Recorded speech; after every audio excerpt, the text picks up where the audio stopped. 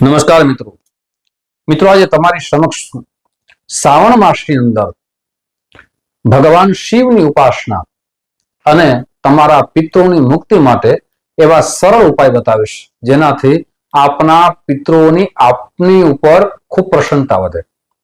સાથે આ પિતૃદોષ લાગવાથી શું સંકેત મળે છે જેનાથી આપ જાણી શકીએ કે આ પિતૃદોષ આપણી જન્મકુંડળીમાં છે અને જન્મકુંડળીના માધ્યમથી પણ પિતૃદોષ આપ જોઈ શકો તે પણ ચર્ચા વિશેષ કરીશ। સાથે એના ઉપાયો સરળ ઉપાય પણ બતાવીશ અને શાસ્ત્રોક્ત ઉપાય આપ કરાવી શકો એવા ઉપાય પણ આ તમારી સમક્ષ રાખવા જઈ રહ્યો છું। સૌથી પહેલા જન્મકુંડળીના માધ્યમથી કઈ રીતે જોઈ શકાય કે આપની કુંડળીમાં પિતૃદોષ છે? તો જન્મકુંડળીની અંદર જ્યારે 6થા ભાવમાં, 8મા ભાવમાં અથવા 12મા ભાવમાં જ્યારે રાહુ અને શનિ યુતિ કરતા હોય ત્યારે જ્યોતિષ શાસ્ત્ર કહે છે કે પિતૃદોષનું કારણ બની શકે।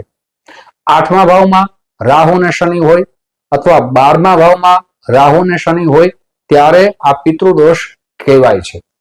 સાથે લગ્નનો સ્વામી જ્યારે 6થા ભાવની અંદર પાપ ગ્રહ સાથે ઉપસ્થિત હોય ત્યારે પણ પિતૃદોષ જન્મકુંડળીના માધ્યમથી કહી શકાય છે।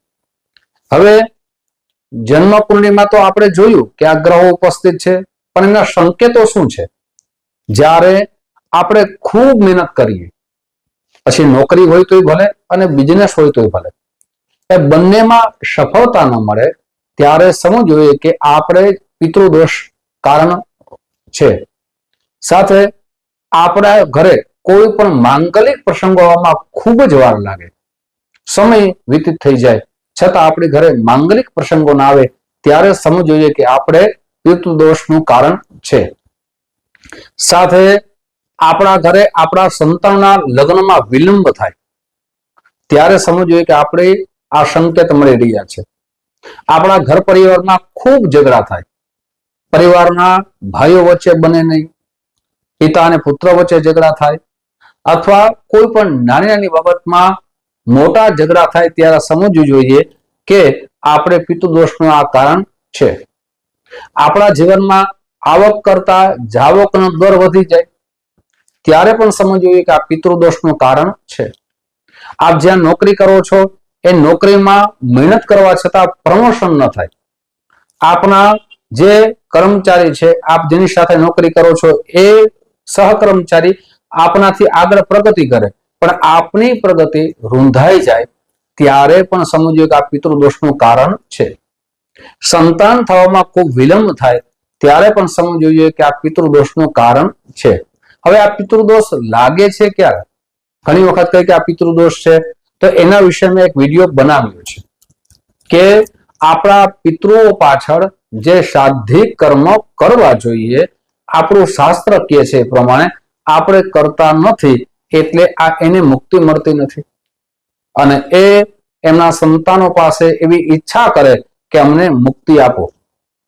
આપણા પિતૃ તો આપણે જ કહે ને, બીજા કોઈને ન કહે।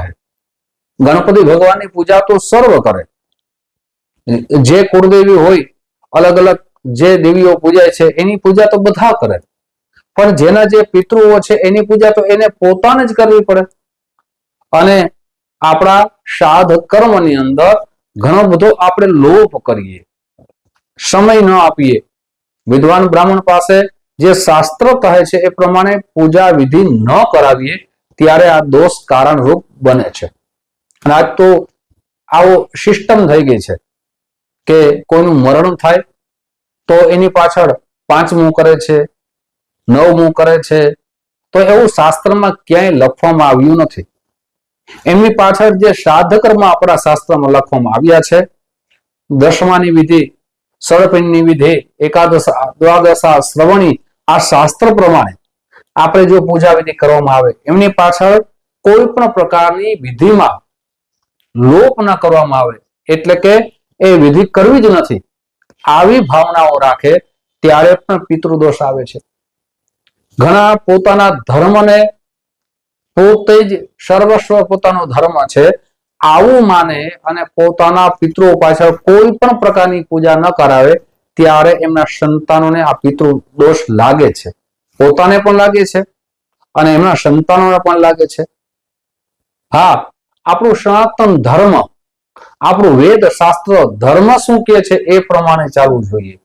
કોઈ એક ગુરુના આધાર અને વિચાર પર ન ચાલવું જોઈએ. આપણું ધર્મશાસ્ત્ર પ્રમાણે શું શું નિયમ બતાવ્યા છે એ ધર્મશાસ્ત્ર પ્રમાણે કરીએ તો મને લાગે છે કે આપણા જીવનમાં દુઃખ આવતું નથી.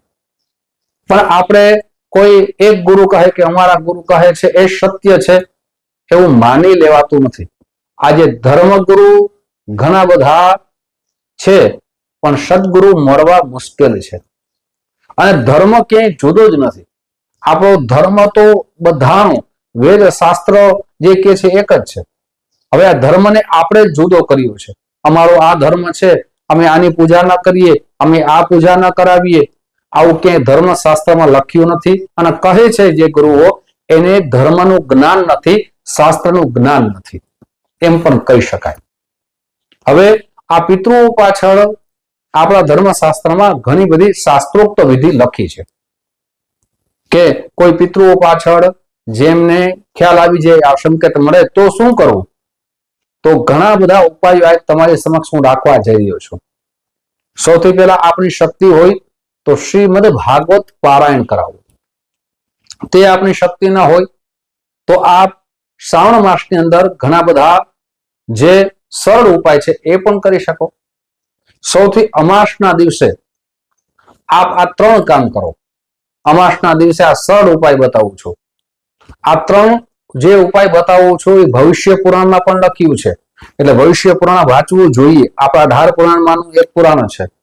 આપણા વેદ શાસ્ત્રમાં દરેકના મંત્રો શ્લોક આપ્યા છે. તો અમાસના દિવસે સાથે હું બીજા પણ ઉપાય બતાવીશ. અમાસના દિવસે 3 કર્મ અવશ્ય કરવા. સૌથી આપણી શક્તિ અનુસાર તર્પણ કરવું. તર્પણ આપણા પિતૃઓની પાછળ આમ તો નિત્ય તર્પણ અલગ વસ્તુ છે, તિથિ તર્પણ અલગ છે, પણ અમાસના દિવસે બધાને યાદ કરીને તર્પણ અવશ્ય તમારા પિતૃઓ પાછળ કરાવવાથી એને મુક્તિ મળી શકે છે. બીજું કાર્ય છે આપણી શક્તિ અનુસાર દાન કરવું. કોઈ વિપ્ર બ્રાહ્મણ પરિવારના ઘરે આપ અનાજનું દાન કરી શકો છો, સોના ચાંદી આપણી શક્તિ અનુસાર કોઈ ધાતુનું દાન કરી શકો છો, વસ્ત્રનું દાન કરી શકો છો. આપણી શક્તિ પ્રમાણે અવશ્ય તે દિવસે પિતૃ નિમિત્તે આપ દાન કરો. સ્નાનનું મહત્વ બતાવવામાં આવ્યું અમાસના દિવસે. હવે સ્નાન કરવા તીર્થકાંઠામાં જઈ અને સ્નાન કરો. તો તીર્થકાંઠામાં ગંગાજીના કિનારે જઈ અને માં ગંગાને યાદ કરી અને કહો કે અમને પવિત્ર કરો, અમારા પિતૃને મુક્તિ આપો, હર હર ગંગે, આ રીતે બોલી અને સ્નાન કરો. હરિદ્વાર ન જઈ શકો તો તમે જે સ્નાન કરો છો એમાં ગંગાજી પધરાવી અને ગંગાજીનું સ્મરણ કરી ભાવનાત્મક ક્રિયા કરીને સ્નાન કરો. તીર્થોદક સ્નાન થઈ ગયું કે ભાઈ. આ 3 કામ તો અવશ્ય કરવા. બ્રહ્મ ભોજન કરાવો, બ્રાહ્મણને બોલાવી, બ્રાહ્મણના પરિવારને બોલાવો. ઘણી વખત એવું જોવા મળ્યું છે કેવલ બ્રાહ્મણ એકને બોલાવે નહીં, પરિવારને બોલાવો. પરિવારને બ્રહ્મ ભોજન કરાવી તમારી શક્તિ અનુસાર તમારા પિતૃ નિમિત્તે એને દાન કરો. અમાસનું તો ખૂબ મહત્વ લખ્યું છે. અમાસના દિવસે આ કરવાથી પિતૃઓ ખૂબ પ્રસન્ન થાય છે. અને પિતૃની જ્યારે પ્રસન્નતા વધે ને ત્યારે આપના ઘરની અંદર જે પણ કામ અટકી ગયા હોય એમની કૃપાથી અવશ્ય પૂર્ણ થાય છે. કોઈ માંગલિક પ્રસંગો અટકી ગયા હોય, દીકરા અને દીકરીના લગ્નમાં વિલંબ થતો હોય, એની કૃપા થાય, ખૂબ શીઘ્રતાથી થશે. સંતાન થવામાં વિલંબ થતો હોય એની કૃપાથી અવશ્ય થશે. એજ્યુકેશન છે, નોકરી છે, બિઝનેસ છે, એની કૃપાથી પ્રગતિ થશે. પણ એ આપણે કરવું જોશે. એ આપણી ફરજ છે. આપણે કરીએ છીએ એવું નહીં, દેખાવ માટે નહીં, આપણી ફરજ પરિપૂર્ણ કરીએ છીએ આ ભાવથી કરવું જોઈએ. સાથે તે દિવસે ગાયને મીઠી રોટલી બનાવી અને ખવડાવો, કૂતરાઓને રોટલી આપો. સાથે આપ કાગ ભાગ કાઢો. કાગડાઓ આજના જમાનામાં ઓછા જોવા મળે છે, પણ એનો ભાગ નીકળે તો કાઢો. પક્ષીઓને દાણા નાખો. આ તો બધી અમાસની મેં વાત કરી છે કે અમાસના દિવસે આપણે બધા કાર્યો કરવા જોઈએ. હવે પૂર્ણિમા હોય, અમાસનો ઉત્તમ દિવસ હોય, પૂર્ણિમાનો દિવસ હોય, તે દિવસે પણ શ્રાવણ મહિનો ચાલે છે. તો શ્રાવણ માસમાં આ કાર્ય કરવાથી અનેક ગણું અક્ષય ગણું પુણ્યની પ્રાપ્તિ થાય છે. આમ આપણા ધર્મશાસ્ત્ર કહે છે. સાથે પૂર્ણિમાનો દિવસ હોય તો આ પિતૃ નિમિત્તે વિષ્ણુ સહસ્ત્રના પાઠ કરાવો. આપ વધારે ન કરાવી શકો તો આપ પણ કરો. 108 પાઠ કરી શકો છો, 1000 પાઠ કરાવી શકો છો કે અમારા પિતૃને મુક્તિ મળી શકે છે. હજી તમારી સમક્ષ અમુક ઉપાય રાખીશ, પણ તે પહેલા એક નમ્ર પ્રાર્થના છે. મારા નવા મિત્રો આ વિડીયો જોઈ રહ્યા છો, મિત્રો આ વિડીયો તમને ગમે તો જરૂર ને જરૂર લાઈક કરજો. કોમેન્ટ બોક્સમાં ઓમ નમો ભગવતે વાસુદેવાય જરૂર લખજો. સાથે આ વિડીયો તમારા મિત્રોમાં ખૂબ શેર કરજો. સાથે મિત્રો તમારી જન્મ કુંડળીમાં પિતૃદોષ આવે છે કે નથી આવતો આપને જાણવું હોય તો અહીંયા નંબર દેવામાં આવ્યા છે. આ નંબરમાં આપ સંપર્ક સાધી શકો છો.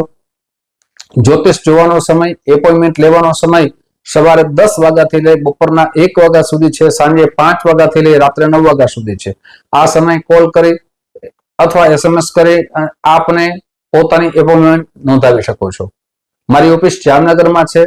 આપ જામનગરથી ખૂબ દૂર રહેતા હો તો તેના માટે ઓનલાઈનની વ્યવસ્થા રાખી છે, જેમાં આપનું નામ, જન્મ તારીખ, જન્મ સમય, જન્મ સ્થળ આ બધું મોકલી આપશો. સુનિશ્ચિત દક્ષિણા મોકલી આપશો એટલે આપને આપની કુંડળી બનાવી આપને ઉપાયો સાથે દરેક વસ્તુની ચર્ચા કરવામાં આવશે. મિત્રો હવે શ્રાવણ માસની અંદર એકાદશી હોય, હરિ અને હર આ બંનેનો સંયોગ જો આ શ્રાવણ માસમાં થવાનું છે તો એકાદશી હોય તે દિવસે આ ઉપાય કરો. બિલીના વૃક્ષ નીચે બ્રહ્મ ભોજન કરાવો. ઉત્તમ ફળ મળશે. આપણા પિતૃઓ રાજી થશે, શિવલોકને પામશે. બિલીના વૃક્ષ નીચે આપ પિતૃ કાર્ય કરાવો, જેમ કે પ્રેત બલિ છે, નારાયણ બલિ છે, એ પણ કરી શકો. અથવા ન કરાવી શકો તો આપ પણ બિલીના વૃક્ષ નીચે બેસી મહામૃત્યુંજયના જપ કરો. એ પણ આપણે શ્લોક ના આવડતો હોય, મંત્ર ના આવડતો હોય તો ઓમ નમઃ શિવાય આ મંત્રના આપ 1.25 લાખનું અનુષ્ઠાન કરો. જે સરળ ઉપાય છે એ પણ કરી શકો છો. એનાથી પણ સરળ ઉપાય બતાવું છું કે બધા ફળોના રસ ભેગા કરી અને ભગવાન શિવ ઉપર ચડાવો અને રોજ એક નિયમ રાખો, ભગવાન શિવ ઉપર ફળનો અભિષેક કરશું. ત્યાં જગ્યા હોય તો ઉત્તમ છે, અથવા ઘરે આવી અને ઓમ નમઃ શિવાય ઓમ નમઃ શિવાય મંત્રની 5 માળા કરો. આપણા પિતૃને યાદ કરો. શિવલોકને શિવ પુરાણમાં લખ્યું છે એમને ભગવાન શિવની કૃપાથી ગતિ મળશે. મિત્રો આજે તમારી સમક્ષ શ્રાવણ માસના ઉપાયો પણ બતાવ્યા છે, અમાસના ઉપાય પણ બતાવ્યા છે, શાસ્ત્રોક્ત અને સરળ આ બંને ઉપાયો તમારી સમક્ષ મેં રાખ્યા છે.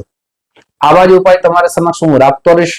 આપ જે માધ્યમથી વિડીયો જોવો છો, ફેસબુકના માધ્યમથી વિડીયો જોતા હો તો અમારા પેજને જરૂર ને જરૂર ફોલો કરી લેજો, જેનાથી નવી નવી જાણકારી પ્રાપ્ત થઈ શકે. અથવા યુટ્યુબના માધ્યમથી જોતા હો તો અમારા ચેનલને સબસ્ક્રાઇબ કરી લેજો. ફરીથી મળશું. આપ સૌને મારા જય શ્રી કૃષ્ણ, મહાદેવ.